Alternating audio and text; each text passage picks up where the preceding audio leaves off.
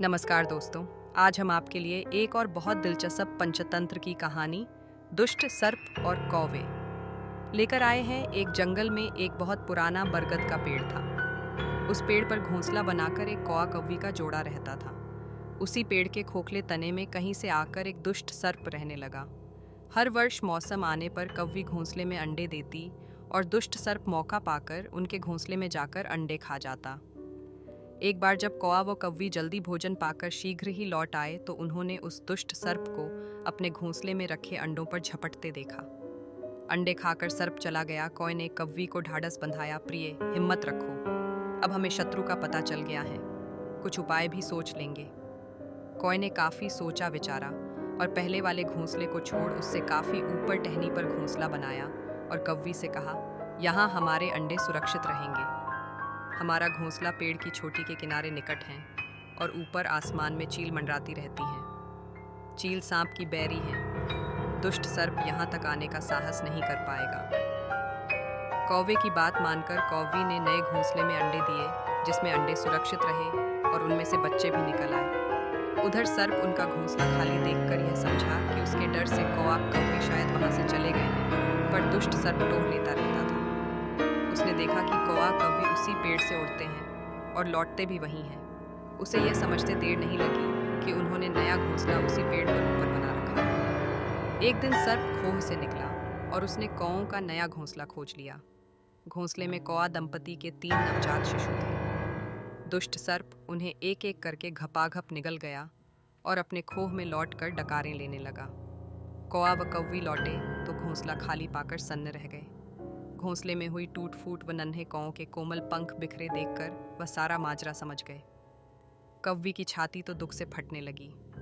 कौवी बिलख उठी, तो क्या हर वर्ष मेरे बच्चे सांप का भोजन बनते रहेंगे? कौआ बोला, नहीं, यह माना कि हमारे सामने विकट समस्या है, पर यहाँ से भागना ही उसका हल नहीं है। विपत्ति के समय ही मित्र काम आते हैं। हमें लोमड़ी मित्र से सलाह लेनी चाहिए। दोनों तुरंत ही लोमड़ी के पास गए। लोमड़ी ने अपने मित्रों की दुख भरी कहानी सुनी।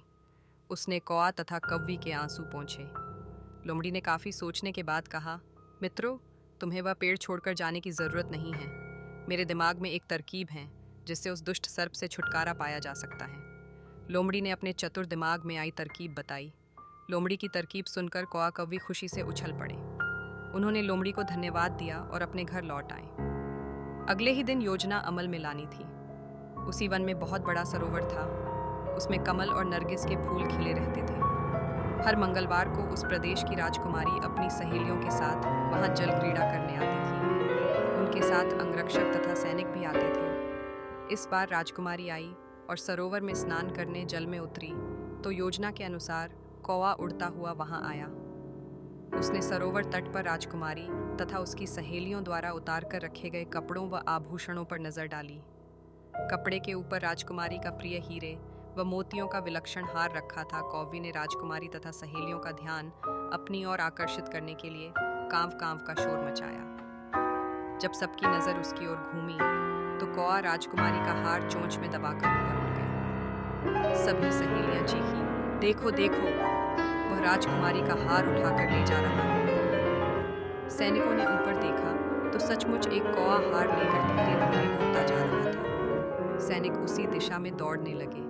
कौआ सैनिकों को अपने पीछे लगाकर धीरे धीरे उड़ता हुआ उसी पेड़ की ओर ले आया। जब सैनिक कुछ ही दूर रह गए तो कौए ने राजकुमारी का हार इस प्रकार गिराया कि वह सांप वाले खोह के भीतर जा गिरा। सैनिक दौड़कर खोह के पास पहुंचे। उनके सरदार ने खोह के भीतर झांका। उसने वहां हार और उसके पास में ही एक काले सर्प को कुडनली मारे देखा। वह चिल्लाया, पीछे हटो, अंदर एक नाग है। सरदार ने खोह के भीतर भाला मारा। सर्प घायल हुआ और फुफकारता हुआ बाहर निकला। जैसे ही वह बाहर आया, सैनिकों ने भालों से उसके टुकड़े टुकड़े कर डाले। सीख: इस कहानी से हमें शिक्षा मिलती है कि सूझबूझ का उपयोग कर हम बड़ी क्याई से बड़ी ताकत और दुश्मन को हरा सकते हैं। बुद्धि का प्रयोग करके हर संकट का हल निकाला जा सकता है। अगर आपको कहानी अच्छी लगे तो चैनल को लाइक और सब्सक्राइब करना न भूलें। धन्यवाद मित्रों।